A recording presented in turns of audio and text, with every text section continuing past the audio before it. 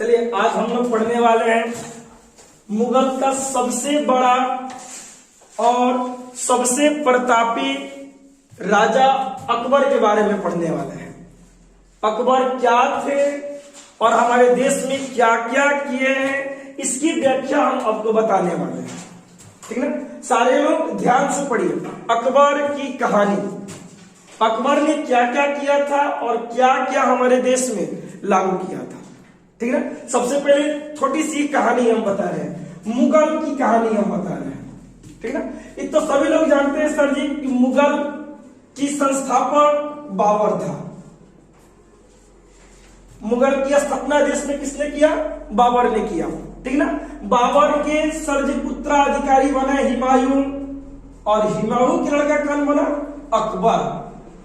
आज हम लोग इन्हीं की कहानी पढ़ने वाले हैं, एक शानदार शेड्यूल में और एक शानदार तरीके से। ठीक ना, इसको सर जी हम लोग मानते हैं कि ये मुगल दरबार है, मुगलों की घराना है।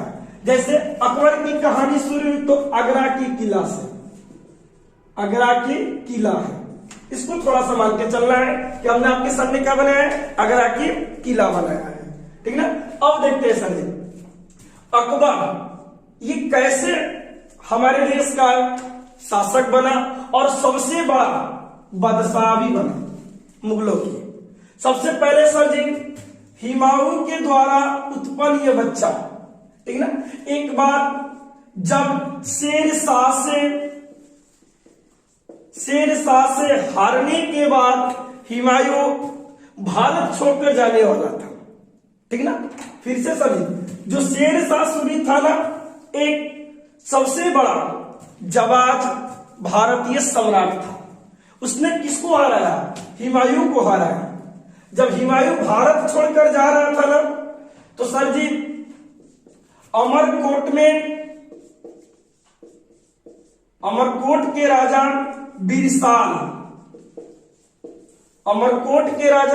बिरसाल के दरबार में इनका जन्म हुआ, अकबर का जन्म हुआ। एक महान भारतीय शासक अकबर का जन्म 15 अक्टूबर 1542 को हुआ। एक महान सम्राट की जन्म। ठीक ना, अकबर जो था सर जी हुमायूं का पुत्र और हमीदा बानो बेगम का पुत्र था। अकबर की माता के नाम क्या थी? हमीदा बानो बेगम।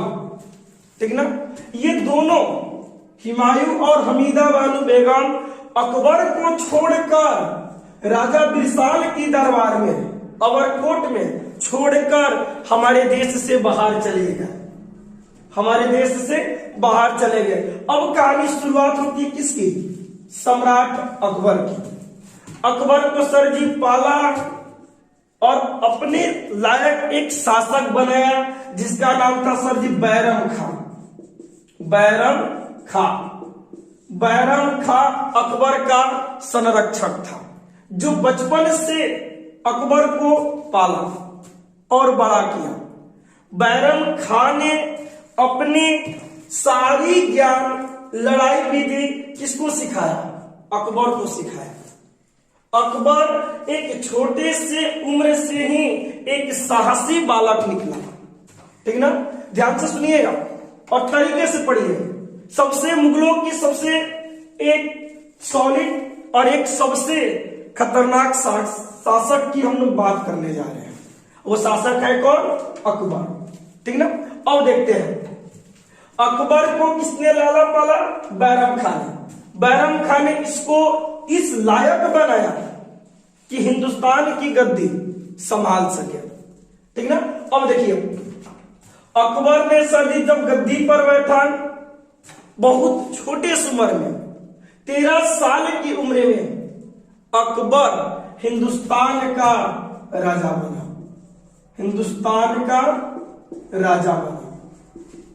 एक छोटे से उम्र में एक इतनी बड़ी प्रांत की राजा बना और पहली बार सर उसने परिक्रमा दिखाया, अपने साहस का परिचय दिखलाया और एकजुट हिंदुस्तान को इसने बढ़ाया। ठीक ना। अब देखते हैं, बैरम खां को प्रेम से अकबर खान बाबा के नाम से बुलाता था। खान बाबा, क्योंकि एक छोटा सा बच्चा था, गलियों में दौड़ता था, अब बिना माँ और बाप के पाला गया था। इसके अंदर एक इतनी सी ताकत भरी कि पूरे हिंदुस्तान को अपने मुट्ठी में कर लिया। ठीक ना। अब आगे देखते हैं हम लोग। देखिए, अकबर अपने जीवन काल में बहुत सी उतार और चढ़ाव को देखा। ठीक ना। अब देखिए, अकबर सर जी हिंदुस्तान के गद्दी पर बैठ गया और अकबर का शासन चला 1556 से 1605 ईस्वी तक। ये इस बात को याद रखिएगा, अकबर हिंदुस्तान में कब से कब तक राजा था? 1556 से लेकर 1605 तक। मिलाते चलिएगा और लिखते चलिएगा साथ में। ठीक ना। अकबर सर जी मुगल के राजा कब बना? 1556 ईस्वी में। ठीक ना। अपनी गतिविधियों से कितने दिन तक चला? 1605 ईस्वी तक अकबर अपने काल में हिंदुस्तान को एक उच्च ऊंचाइयों पर ले गया। ठीक ना। इसके सर जी पिताजी का सपना था पूरे हिंदुस्तान को एक सूत्रधार में बांधने का। इसके पिता ने ख्वाब को देखा, इसके लड़के ने इसकी ख्वाब को क्या किया? पूरा किया।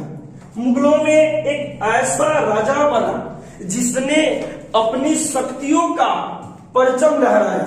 ठीक ना। सर जी पहला बार अकबर पानीपत का लड़ाई किया, पहली बार।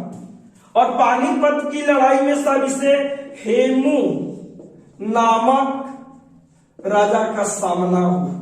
ठीक है ना। अब चलिए ध्यान से सुनिए जाओ, अब अपने लैंग्वेज में, भोजपुरी में, कहा कि सर जी हम लोग कहां कूद गए?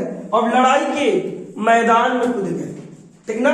और कैसी लड़ाई? इतिहास की सबसे टैलेंट और सबसे खतरनाक लड़ाई में हम लोग उसमें पानीपत की युद्ध अकबर की काल में। ठीक ना। और अकबर ने अपने तरीकों से बदला और एक एक लड़ाई अपने हिसाबों से जीता। क्योंकि सर जी आपको पता होगा कि मुगलों के पास क्या था? मुगलों के पास तोप थे। ठीक ना।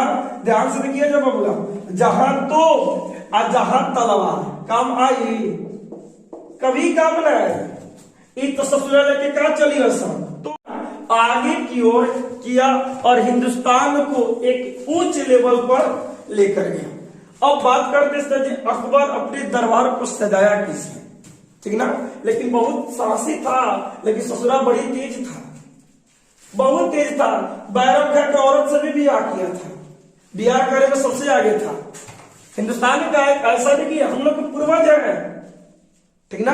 हम लोग का सर जी ये इतिहास है, हिंदुस्तानी लोग कैसे होते हैं ये अकबर से देखिए। ठीक ना। इस ससुरा बहुत ही विवाह किया और बहुत लगन और मेहनत से करता था और पूरे मात्रा में सर जी राजपूतों से इसने संबंध को अच्छा किया। ठीक ना।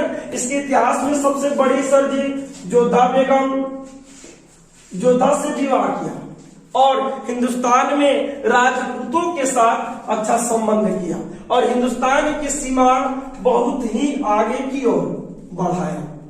ये था हमारा अकबर। ठीक ना। अब देखिए, अकबर के दरबार में 9 रत्न भी थे। अकबर के दरबार में 9 रत्न की बात करते हैं। सबसे फेमस क्वेश्चन, यहां से क्वेश्चन आपके पेपर में पूछे जाएंगे, तरीके से याद कर लीजिएगा। ठीक ना।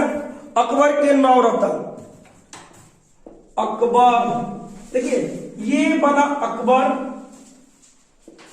ठीक ना, राजा की गद्दी पर, और इसके दरबार में 9 मंत्रियों का समूह बनाया था। 9 मंत्रियों का समूह बनाया था जिसको हम लोग क्या करते हैं? 9 रत्न कहते हैं। अकबर के दरबार में 9 रत्न। 9 रत्न कौन कौन थे उनको भी आगे जानेंगे और क्या क्या थे। लेकिन इसमें से फेमस एक था जिसका नाम क्या था? बीरबल। बीरबल का बचपन का नाम महेश दास था।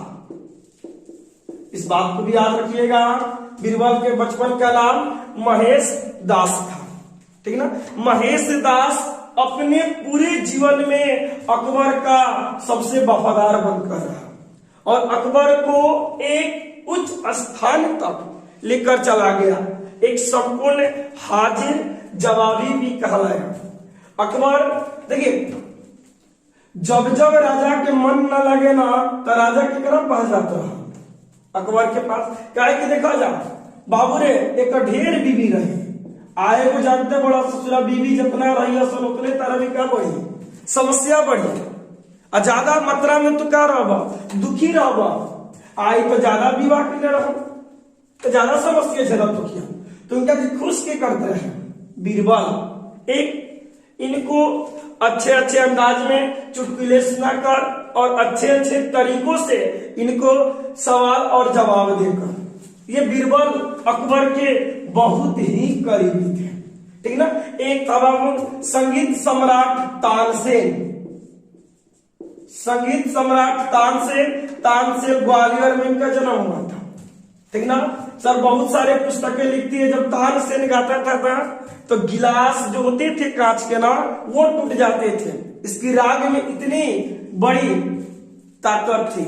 मियाँ की लोरी, मियाँ की टुकड़ी, सारी धुन किसने तैयार किया था? तानसेन। और तानसेन किसके दरबार में था? अकबर के दरबार में था। एक था तोडरमल तो सर जी के शेरशाह सूरी के साथ था, लेकिन ये अकबर का राजस्व मंत्री बना, सारे पैसे की देखरेख कौन करता था? तोडरमल करता था। तोडरमल भी सर जी हिंदू था, ठीक ना। तानसेन भी हिंदू ब्राह्मण था और बीरबल भी हिंदू था, लेकिन तीनों अकबर का सबसे बड़ा वफादार थे, साहसी थे। देखो कहा जाता है ना कि इन लोगों ने बताया जो राजा होते हैं हमारे सबसे ऊपर होते हैं, इसलिए राजाओं की सब बात क्या करते थे? मानते थे, ठीक ना। कितने भी ऊंचाई पे चल जाओ अपने माँ बाप को मत छोड़ना, वही इन्होंने सिखाया कि कितने भी नाम कमा लो अपने माँ बाप को मत भूलना, ठीक ना। लेकिन सर जी अकबर नगाड़ा का बहुत बड़ा शौकीन था, नगाड़ा बजाता था। कभी कभी सर जी बैठकर खुले बाग में, आगरा के किले में खुले बाग में बैठकर नगाड़ा बजाता था। गाना क्या होते रहे? तानसेन गावस, अकबर का करस, नगाड़ा बजावस, दोनों लोग अपना धुन में मस्त रहत रह जा। अब बीरबल बेचारा क्या करस? सुनत रहा, एक एक कहानी सुनत रहा, ठीक ना। अब देखिए इनके दरबार में एक फैजी थे, फैजी और एक थे, देखिए फैजी की कहानी जानते हैं कि फैजी कौन था और बीरबल कौन था, ठीक ना। थोड़ा सा बात को देखते हैं, बोर्ड को साफ कर ले रहे हैं। फैजी और बीरबल की बात को समझ रहे हैं, ध्यान से देखते जाइए, लिखते जाइए, जिसको जो बात लिखना है वो नोट करते चलिए और साथ साथ लिखते भी जाइए। अब देखिए बात कर रहे हैं हम किसकी? फैजी और बीरबल। ये दोनों में सर एक बात की बहुत बड़ी लड़ाई छिड़ती थी कि दोनों में से बड़ा कवि कौन था, ठीक ना। दोनों में से बड़ा कवि कौन था, ठीक ना। एक बार की कहानी है, तो ध्यान से सुनिएगा सभी लोग, एक एक लगा ध्यान से सुनिएगा। एक बार सर जी दोनों की कहानी है, ठीक ना। एक बार फैजी और बीरबल दोनों में सर जी बहस छिड़ी कि दोनों में से अच्छा कवि कौन है, दोनों में से अच्छा कवि कौन है और कौन अच्छा हाजिर जवाब है। अब तो देखा बाबू दोनों में झगड़ा लग गया, फैजी आगे उठे कि बीरबल आगे उठे, ठीक ना। अब तो सर जी की दोनों के खबर राजा भी चल गए, राजा किया बाबू अकबर, अभी दोनों की खबर कितने चल गए? राजा के पास। राजा पड़ गए समस्या में, ससुरा दोनों अपना आप के क्या था? ठीक था, किसको क्या दिया जाए और किसको किस नाम से जाना जाए, ठीक ना। देखिए फैजी का एक भाई थे जिसका नाम था अबुल फजल, याद रखना बाबू, अबुल फजल ने अकबरनामा पुस्तक लिखा, अकबरनामा, ठीक ना। अकबरनामा में उसने अकबर की सारी कहानियों का व्याख्या बताया कि अकबर था कौन और अकबर किस दिशा से और कहां कहां जाता था और रहता था, ठीक ना। अब देखिए, अबुल फजल का तो भाई था, अब अकबर केकर निर्णय लेस, एकर लेस कि एकर लेस, कि एकर भाई के मुंह देखस, क्योंकि भाई क्या लिखे रहे हैं, अकबरनामा लिख रहे हैं। अब तब अब समस्या क्या हो गई, गंभीर हो गई, ठीक ना। अब दोनों अपना आप में कहानियों में लटपटा गए। तो अकबर ने सर जी इसको नाम दे दिया राजकवि, इनको दे दिया कविराज। देखो अकबर भी भले सर जी कैसा भी हो, एक निशाने से दोनों को झुका दिया। बीरबल को दे दिया क्या, अकबर ने बीरबल को क्या दे दिया, कविराज, और फैजी को क्या दे दिया, राजकवि। मतलब जो अपने दरबार का कवि होगा वो कौन होगा, फैजी होगा, और जो कवियों में राज करेगा वो क्या होंगे, बीरबल होंगे। देख रहा ना, एक राजा की निशानी दौर से दोनों लोगों को 1 मिनट में समझा दिया, ठीक ना। एक को उपाधि दे दिया कविराज और एक को दे दिया राजकवि। बहुत ही महत्वपूर्ण क्वेश्चन है बाबू, ये आपके बीपीएससी के पेपर में क्वेश्चन किया गया था कि अकबर के दरबार में राजकवि कौन थे, तो फैजी थे, और कविराज कौन थे, तो बीरबल थे। अब देखिए एक बात और सुना रहे, देखिए ध्यान से, बीरबल सबसे ज्यादा अकबर को मानते थे, क्योंकि जो अकबर के शिक्षक थे, याद रखना बाबू, अकबर के शिक्षक का नाम था अब्दुल लतीफ, याद कर लीजिएगा आप तो भी, अब्दुल लतीफ अकबर के शिक्षक थे। उनका भी करीबी कौन था, बीरबल था। अब बीरबल सबसे ज्यादा प्रेम किससे करता था, अकबर से, और अकबर के ही अनुशंसा पर बीरबल ने दिन ए इलाही धर्म की स्थापना की। ये दिन ए इलाही धर्म क्या है दोस्तों, अब मेरे स्टूडेंट हम आपको अगले वीडियो में समझाएंगे। तब तक थैंक यू।